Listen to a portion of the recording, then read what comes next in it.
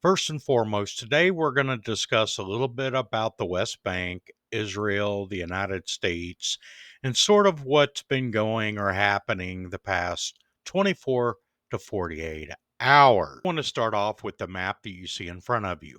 As you see Jenin. Here is the prime location, Damascus, and then Jerusalem, and then in the West Bank, if you look right here, we have Jenin. The reason why I'm showing you this is because Israeli forces have stormed the occupied West Bank city and surrounded a house. And this is according to Wafa news agency, citing local sources. In Gaza-related news, the Fatah rejects any external guardianship over the Palestinians. U.S. Secretary of State Marco Rubio has promised to secure the return of all deceased captives still held in Gaza, as he met with the families of two dead Israeli American captives during his senior Hamas official Abdul Rahman Shadid has criticized the continued and escalating brutal attacks carried out by settlers in the occupied West Bank as they target Palestinian farmers during the olive harvest season. And that's where I want to talk a little bit more about the West Bank. So, in the past 48 plus hours, there's been some political turmoil between the United States and Israel. And mainly it's Israeli posturing, and then it's the United States criticizing some of the governmental moves with Israel. Now, in addition to that, the Israeli parliament voted in support of the annexation of the West Bank. So, U.S. Vice President J.D. Vance and Secretary of State Marco Rubio have criticized the move by Israel's parliament towards this annexation of the occupied West Bank. So, on Wednesday, far right politicians in Knesset took the symbolic step of giving parliamentary approval to a bill applying Israeli law in that territory, which the Palestinians claim as part of a hoped for independent state. At the end of a trip to Israel, Vance branded it as a very stupid political stunt. Rubio warned before flying to Israel that annexation would threaten Donald Trump's plan to end the conflict in Gaza. Israel's prime minister called the move a deliberate political provocation by the opposition to sow discord. So now, in a statement from Netanyahu's office, stressed that his right-wing party and its ultra-Orthodox coalition partners did not vote for the bill, except for one disgruntled member who was recently fired from the chairmanship of the Knesset committee. Now, without Likud support, these bills are unlikely to go anywhere. The Prime Minister's office put out the statement in English after Vance was asked about the vote by reporters before he boarded his plane at Tel Aviv airport. If it was a political stunt, it's a very stupid political stunt, and I personally take some insult. The West Bank is not going to be annexed by Israel. The policy of the Trump administration is that the West Bank will not be annexed by Israel. So do you see the repetition in the comments, in the last couple of days, right? And that will continue to be their policy. And if people want to take symbolic votes, they can do that. But we certainly are not happy about it. Time magazine also published an interview with Trump in which he insisted that annexation would not happen because he gave his word to the Arab countries. Israel will lose all of its support from the United States if this happens. So now, what is it looking like, and what is sort of the history of the West Bank, and what does it look like with this bill that passed, and really what's happening? Well, Israel has built about 160 settlement housings, and really it's about 700,000 Jews for them to live in this occupied territory. Okay, in East Jerusalem since or during the 1967 Middle East War. So really, you're looking at about an estimated 3.3 million Palestinians live alongside these Jews. The settlements are illegal under international law, a position supported by an advisory opinion of the International Court of Justice last year. Now, Netanyahu had previously spoken in support of annexing West Bank land, but has not advanced this due to the risk of alienating the United States, Israel's most important ally, and Arab countries which have built relations with Israel after decades of enmity. Ultranationalists in Netanyahu's governing coalition have repeatedly called for Israel to annex the West Bank outright, though the bill was put forward by MPs outside the government. The bill passed in a 25-24 vote. It is unclear whether it has support to win a majority in the parliament, and there are ways the prime minister can delay or defeat it. The bill will now be discussed by the Foreign Affairs and Defense Committees within the Israeli government and would have to pass 3 more readings in order to become law. So the Palestinian Foreign Ministry condemned this move, saying Israel would have no sovereignty over Palestinian land. So really, before leaving for Israel on Wednesday night, Rubio said annexation would be counterproductivity. And, as you can kind of see here, it's a lot of back and forth. So, it boils down to what Israel is doing. The U.S. is hoping it's really more about symbolism, political posturing in Israel. Um, Netanyahu in a separate video, which unfortunately trying to find some videos of these actual statements has been a little bit difficult without getting into copyright trouble with YouTube. So I'm forced to kind of piece it all together for the sake of this video. Now, really, you've had the press and the media have been all over this, but not in the ways that we think. Essentially, the Israeli press is pressing the Israeli government on, does the United States dictate what the Israeli government is going to do?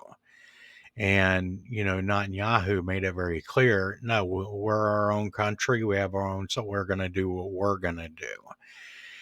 Meanwhile, you've got, Trump, Vance, Rubio all saying, let's just hope this is just him posturing for his own political agendas there back home in Israel. So, the bottom line with all of this is it's a lot of verbiage.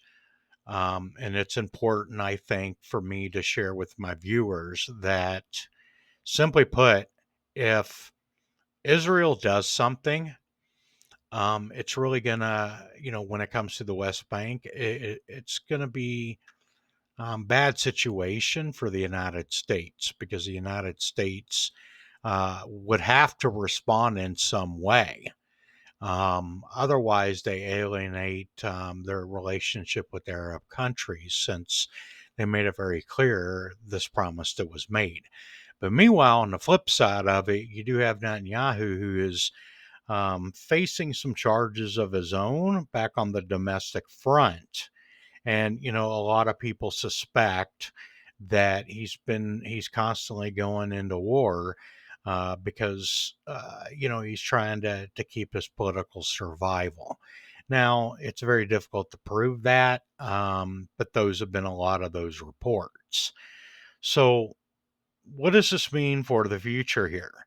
Well, between Gaza and the West Bank, um, you know, on both entities, and then you take Hezbollah and then the Palestinian Hamas. Things are on really shaky ground right now. And, uh, you know, the next couple weeks, it will be interesting to see how some of this posturing plays out. But ultimately, I thought there was value in you having a little bit of an understanding or those that may not fully understand some of this back and forth that has really transpired over the past 2 to 3 days. It's very risky verbiage. Um, it's dangerous. Now that's my small opinion, but hopefully it's just politics. But if it goes, above and beyond politics, we're playing a very dangerous game with the progress that has been made. And so the next couple weeks will be interesting to see how it plays out. So now let's kind of move on to other news here. So the Israel Defense Force announced on October the 19th that Israeli forces began to conduct a 5-day division level military exercise along the Israel Lebanon border to prepare for different scenarios. So the U.S. Special Envoy Thomas Barrack previously warned the Lebanese government on October the 20th that there may be a major confrontation between Israel and Hezbollah if the government does not take steps to disarm Hezbollah. An unspecified security source told Lebanese media on October 23rd that Hezbollah decided that it would directly respond to any Israeli ground operations and expecting an imminent Israeli escalation. And that's been transpiring. Now, as well as Hezbollah may have deterred the Lebanese armed forces from disarming the group. And, right now, Israel has been going into southern Lebanon and doing airstrikes. I've seen some reports as well of some bulldozers going into southern Lebanon. So, there appears to be some things brewing, and it doesn't look like it's going to simmer down. It looks like the opposite. So Israel is fighting that front as well. Now, what does that also mean for Iran? Well, let's talk a little bit about Iran. So, really, Iran has kind of taken the position that some of the Iranian officials really have emphasized the need to decentralize authority to provincial governors following the Israel-Iran war, likely in part to ensure continuity of governments during periods of crisis. So that's really the headline about that, as well as, as I previously mentioned, Israeli airstrikes in Lebanon. So a little bit more information on that before I kind of finish up with Iran. So the Israeli Air Force did conduct it's been about 18 airstrikes targeting Hezbollah sites and fighters across Lebanon, more specifically on October 23rd and 24th. Really, and that's in comparison to 15 strikes between October 1st and October 22nd. That's where I say it's not really simmering down, at least in comparison from the last couple of days to the days leading up to the previous couple of days. That's a tongue twister right there. So, unspecified Israeli military officials stated that on October 24th, that Israel is not prepared to enter a multi front war due to budget constraints. So, there you have that. So, is it going to simmer down? Is it not? Is that propaganda? We will see how that plays out. Now, Iran does continue to reflect on the Israel-Iran war. As you all know, there's been some cargo aircraft that's come in from Russia, that's come in from China, some ballistic missile testing, air defense testing, and rejuvenation, and some rhetoric from Iran as of late when it comes to Israel with Hezbollah, et cetera, et cetera. So, really, some Iranian officials, continue to stress that there needs to be continuity of governments during periods of crisis. Because obviously, during that 12-day war, there was some learnings and because of breakdown in communication, as well as should something happen, what does that look like to the survivability within the Iranian government as it stands now? And they're trying to empower provinces to establish not only the economic relationships with other countries, um, which is a little bit different than previously, but really it's trying to mitigate the impact of international sanctions, as well as ensuring that the communications between the provinces, as well as with other countries, um, improve, so that there's a little bit less isolation. That's sort of my takeaway from that. Now we're going to move on to Iraq. So, you kind of have some Shia coordination framework members and Iranian backed Iraqi militia leaders that are trying to maintain neutrality toward U.S. escalation during a recent visit to Baghdad.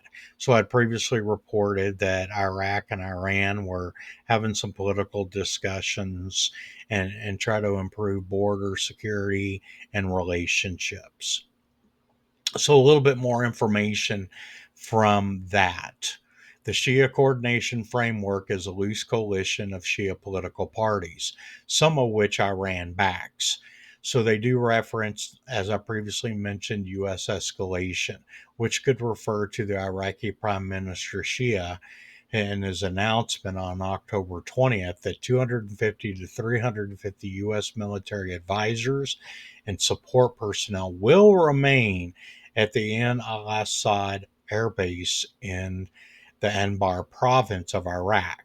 One of Iran and the axis of resistance main strategic objectives is the removal of U.S. forces from the Middle East in its entirety, and Iran could view the decision to maintain some U.S. advisors in Iraq as an escalation. Iranian backed Iraqi militias have not publicly reacted to the announcement at the time that I'm speaking about this. However, um, there's been reports of warnings during the meeting between Iraq uh, and Iran from October 22nd, and really called on the federal government within Iraq to review its level of security cooperation with the United States. So, really, you kind of have saying, hey, Iraq and Iran have talked about strengthening ties, but one of the stumbling blocks to that is the things that I've just mentioned. And there's been warnings coming from Iran that, hey, if you want stronger ties and stability, you know, these are the things that are going to hurt the relationship long term. And if you enjoyed this content, hit the like button, as well as if you want more news such as this, hit the subscribe button. We offer short and long, as well as regional and worldwide, different ranging videos. Thank you again for watching. Talk to you soon.